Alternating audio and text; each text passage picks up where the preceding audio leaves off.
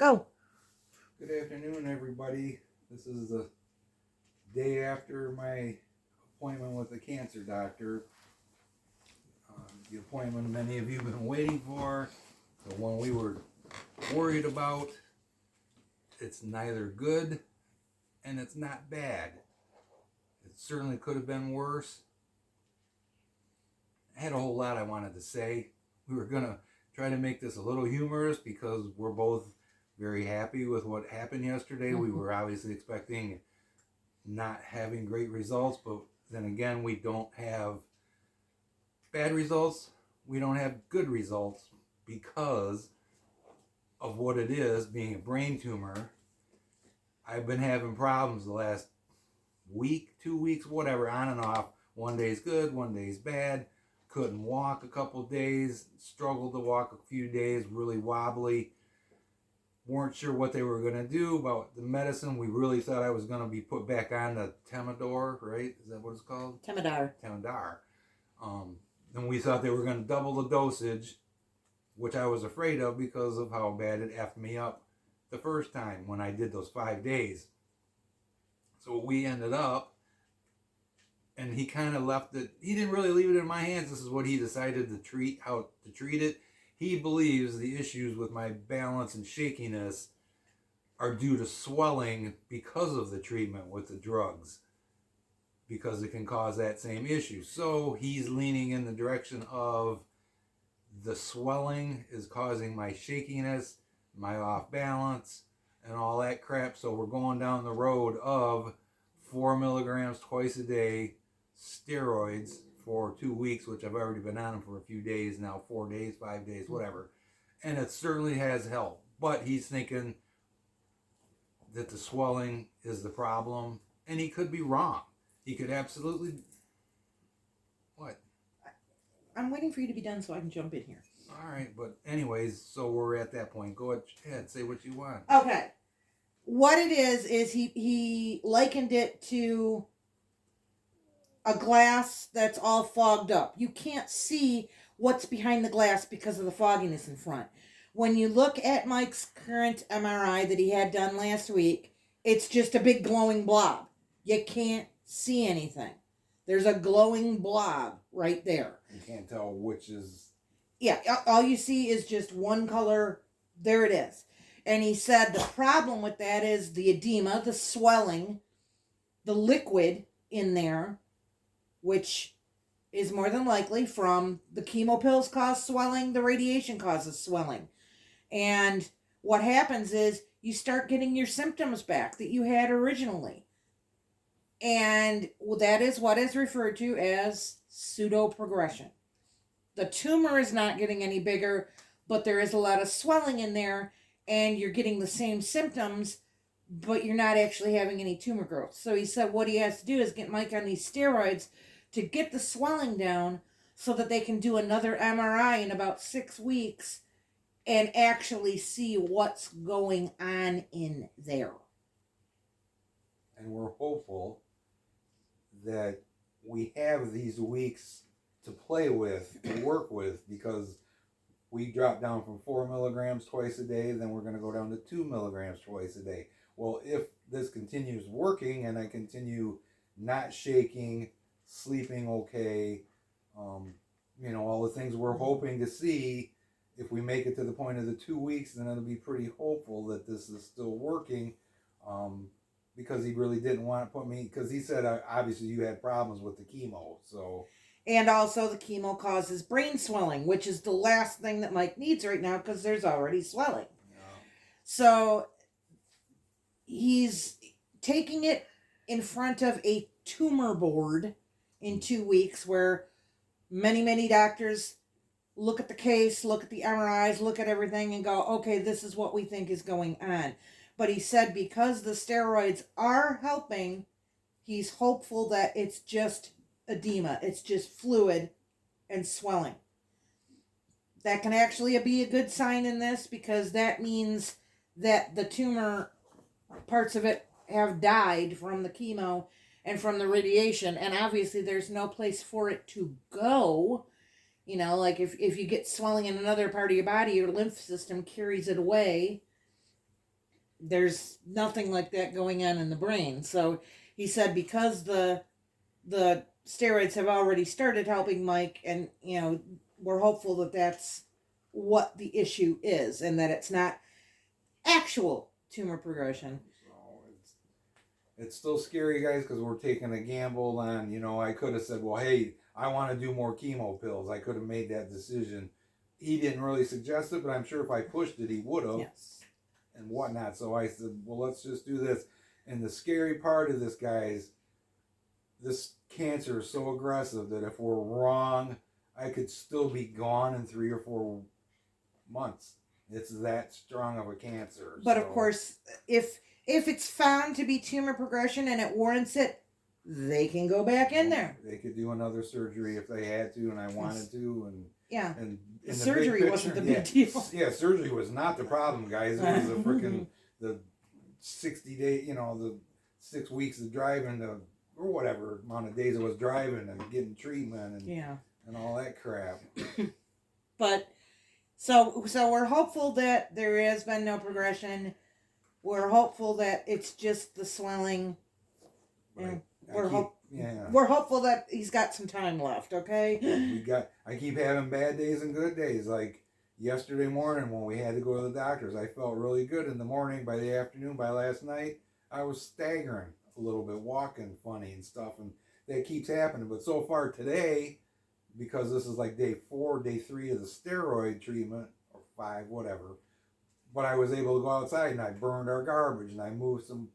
Dan and his son actually moved the firewood, but I was able to walk around and talk to him and stuff and burn our garbage, did a couple other things, move some stuff, and I feel really good right now. And it's been really hard for me to do anything because I've been running out of energy. Like, I've been going to bed at 9, 10 o'clock. When he gets tired, when he gets tired, it's not, oh, I'm a little tired. He goes from like 90% to 10% in a matter of like half an hour. And then it sucks because I end up waking up at midnight, 1 o'clock, and it's just been horrible. But that's where we're at with that, and I hope we covered any of the questions you guys might have. And I know somebody's going to say, well, what about this? What about that? And like, as best as she could describe it there, it's like we're going with the steroid treatment to hope that my symptoms stay calm. Yeah, basically. The thing is, a steroid's not going to shrink a tumor.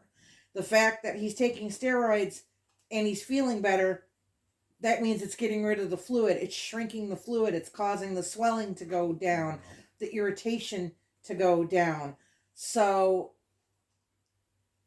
the steroid's not going to shrink a tumor. If it was the tumor, he wouldn't be feeling as good as he is.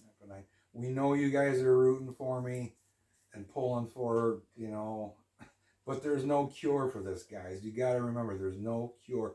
1% of people that get this live 10 years. Generally, it's not very good. Yeah. So. But, they're going to keep monitoring. They're going to keep an eye on everything and do what is the right thing to do.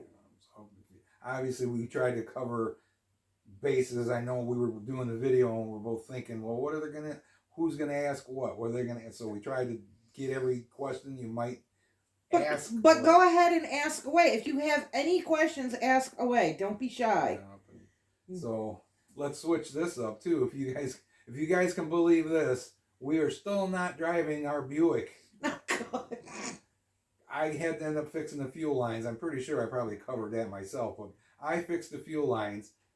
And then one of my neighbors, another neighbor, not the guy that gave us $1,000 towards getting the car, another neighbor stepped up and said, I'll pay for it to get the blower motor fixed because we still don't have a heater blower motor. And it's getting to the point of dangerous in the mornings now. Yeah, it's getting cold, and I need a rear window defogger, and I need a defroster because I can't drive without it. Tom said, I will. He didn't come out and say it, but he just came over one day and got the car, and I told Carl, I'm like, Carl, I don't got the money to pay Tom. He said, well, Tom's going to take care of this. Well, that was 5 days ago when they came and got the car. And mind you, electrical things, problems in cars was like one of the things I was best at. But I've tried a few times to fix this, and I can't. I can't bend down. I can't be on my hands and knees on the ground, bending over under the because the main control or the wires and stuff and fuses for the blower motor is down by your feet. So it's horrible, and I can't really do that. My hands are shaking too much to work a test light. So I might end up having to have Carl work the test light while I tell him what to do, because we're like on day 5 of them people having this, our car. They didn't do anything the first day, but this is all computer controlled crap. And this kid with, I'm not even going to say it. You just wouldn't think he'd be the type that would be very good at electrical. It's more of a tire balancing kind of guy, oil change kind of guy. So we gave him the benefit of the doubt. I haven't said anything yet. But we're on day 5, day 4 of them working on it. They still don't have it fixed. And I don't expect they're gonna, because they close in an hour, less than an hour. It's Saturday. Oh, it's Saturday. So yeah, there might, well, it's a tire shop. They still be open. I know, but I'm just saying, if we haven't heard anything by now, my car ain't gonna be done. But yeah, so here we go, you know, and it's like, not good. Dude, if you can't fix it, if you don't think you can fix it, if you don't think you have the skills, tell us, you know, because it's all computer controlled. It's not like the old days of click, click, click, you know, select your temperature and all that. This is all computer controlled heat. So if you're not good at it, you're not going to get it, likely. So that sucks. We've had this car for a month, and we've only driven it 3 or 4 times or whatever. I drove it for a whole week. Oh, did you? That's right. Yeah. But I drove it for a whole week. And I'd really love to have my headlights back. yeah, I'm driving Mike's car, and I'm telling you right now, those headlights are useless. They're there, and that's about it. People can see me. I can't see anything. Yeah. And on these dark, foggy, rainy days, it's kind of been a nightmare driving to work. I drove 45 all the way to work this morning because I was like, I am not going to try to overdrive my headlights. And then, of all the bizarre things that could happen... Mike got his prescription called in at 5:15 on Monday. Well, the pharmacy that we use closes at 6 o'clock. And it's over a half an hour away. So, hopped in the Buick, got there at like 3 minutes to 6. They were already locking the doors, but they let us in because they saw us, and got his prescription, heading home. The car had like a little bit of a weird vibration to it, and I was like, did it throw wheel weight? What the heck's going on? We almost got home. And of all the nice tires, that we had 8 beautiful tires, all 8 of the tires we had for this car, fantastic. Never dreamed we'd have a tire problem. Well, guess what? Blew an effing tire. Are you kidding me? How much bad luck do we got to deal with? I mean, I thought we would have 0 tire problems. Seriously. On the plus side, though, it's very convenient to have 4 tires on the correct rims sitting in your garage. Matching rims, even. Yeah, so. they match my car, so Yeah, they're so all 8 are the same. But it was just like, you've got to be kidding me. So luckily Carl was nearby with his impact on, so it took all 5 minutes to change it once he got there. And then let's fast forward to this morning. I was going to do this video yesterday, but I didn't quite get around to it. So I said, well, I'll wait and do it today. So I get up this morning, I get on Facebook, is just looking as usual. Bizarrest thing, my very first serious girlfriend, we were together from like, we were 13 and a half to 15 and a half or whatever. But, you know, the young love relationship or whatever. We'll find out this morning she had a freaking stroke. I'm like, oh my God, are you kidding me? That's just, to me, it's crazy, because my friend Cindy and I grew up in the same neighborhood, and a few months ago we both reached out to her on Facebook to find out how she was doing, because we hadn't heard nothing from her on Facebook. Last 2 years went by on her birthday with a bunch of people wishing her happy birthday, and she never responded. So we were trying to find out, something happened, you know, she died. Well, maybe she was just off Facebook. Yeah, could be, but whatever. So it ended up being really bizarre. This morning I see her daughter posted on Facebook that she had a stroke, and don't really know her condition, or they were giving her meds like they do when you have a stroke, and then she would improve and then slip back, but it's just like that. As we know from brain injuries, that's yes, what happens. You know, so, but just crazy bizarre, guys. It's just life just kicks you in the teeth and weird things. And then I heard from the person whose dad used to own the cabin next door, not Melissa and Todd, but the people that owned it before them, Jim and Linda.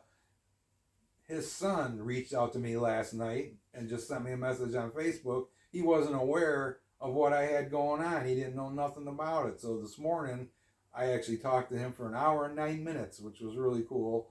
But he was just obviously blown away. He had no clue what I was dealing with. So, what?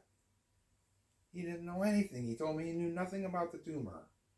I've talked to him since then. Well, he said no. So, don't poo-poo me. He told me no. I will show you the proof after. All right, but well, that's what he said anyways. But so there you go, guys. There's an update. Hopefully I can get my computer to work because that's been acting up too.